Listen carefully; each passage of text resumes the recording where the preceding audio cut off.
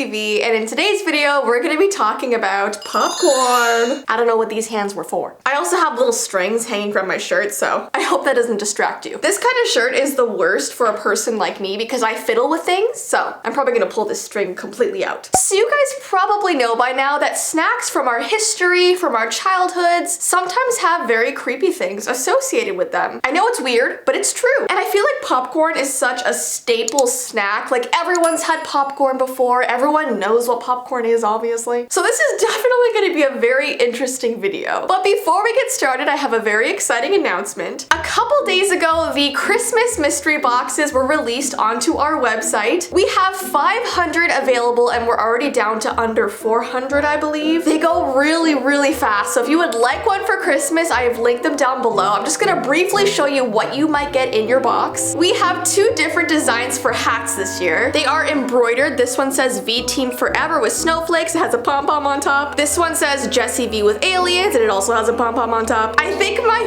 favorite thing in this box is this baby Yeti plushie.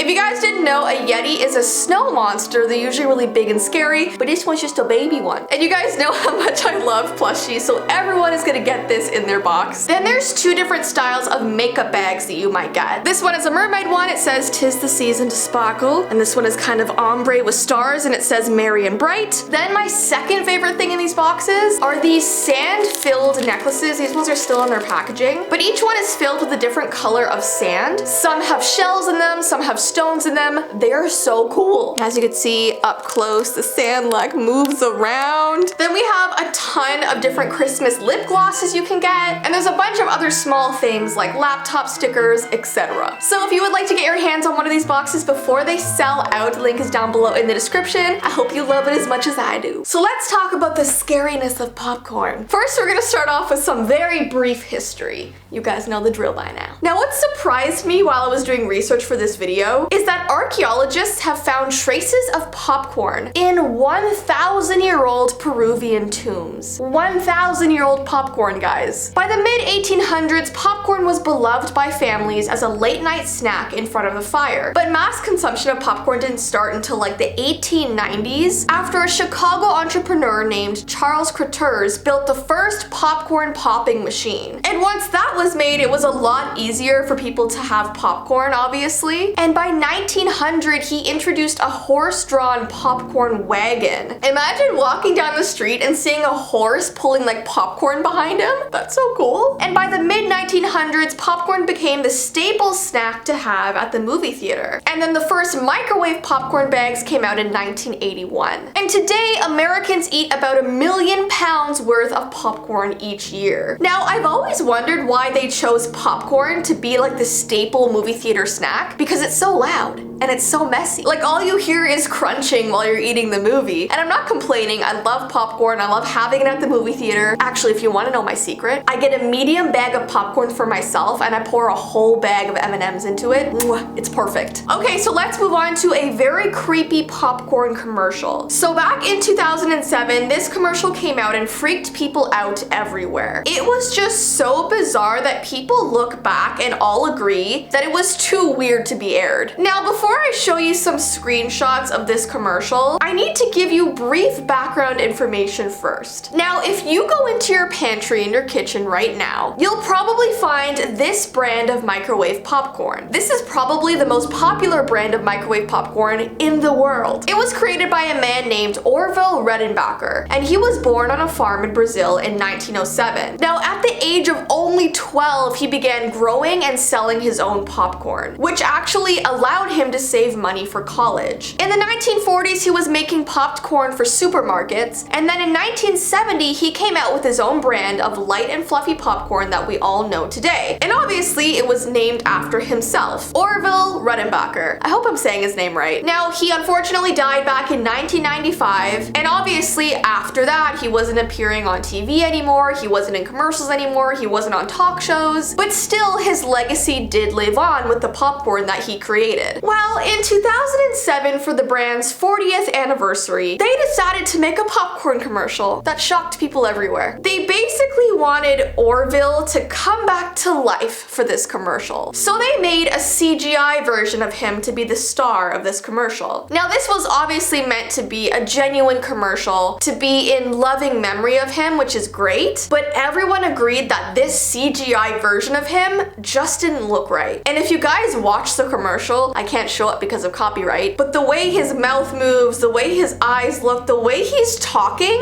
it just sounds so creepy. And to this day, people say it's the creepiest popcorn commercial that's ever aired. All right, let's move on to a creepy children's story about popcorn. There was this very strange book that was written for children back in the 1800s, and it was basically filled with a bunch of short but strange stories. One of these stories was called Mr. Popcorn, and this character was basically described as a dapper ear of corn with a top hat. And this is literally how the story went. It's so disturbing. There was this ear of corn who lived in the neighborhood, and one day the neighborhood children snuck up on him and attacked him. They tore off all of his kernels and then put the kernels in this giant pot, heated it up, and created popcorn out of him. And it says the children ate happily and had their fill of poor Mr. Popcorn. Now, not only is this story super sad, but it's also super messed up. And you might be thinking, Jess, the story isn't that bad, relax. The thing is, all of these pages were illustrated for children to see. So one page showed the children chasing this ear of corn. Another page showed the children ripping off his kernels as he screamed and cried out in pain. And another page showed them basically roasting his body parts. I know they're just corn, but like to him, that's his body parts. So it was essentially a horror story, and today people still look back on that story that they were told as kids, and they still say it gave them nightmares. And yes, at the end of the day, it's just a piece of corn. I get it, but corn has feelings too, okay? Just to give you an idea of the other weird short stories that were in this book, there's another one called The Red Slippers. I know this isn't about popcorn, but I had to just bring it up to show you an example. Okay, so The Red Shoes. It's basically about this very spoiled little girl who got a special pair of red shoes that she wore everywhere. Now, this man who knew of this very spoiled girl put a curse on the shoes so that she would never ever be able to take them off. And the even worst part of the curse is that the shoes would force her to dance forever and ever. And this little girl ends up dancing herself to death because she's never able to sleep, she's never able to eat or do anything else but dance. And the man that cursed her said that was her karma for being a mean little spoiled girl. That's horrible. And if that story wasn't weird enough for you, you could actually buy a record with the song that was playing when the girl died from dancing so much. Imagine your mom putting that record on for you before you went to sleep at night. Excuse me?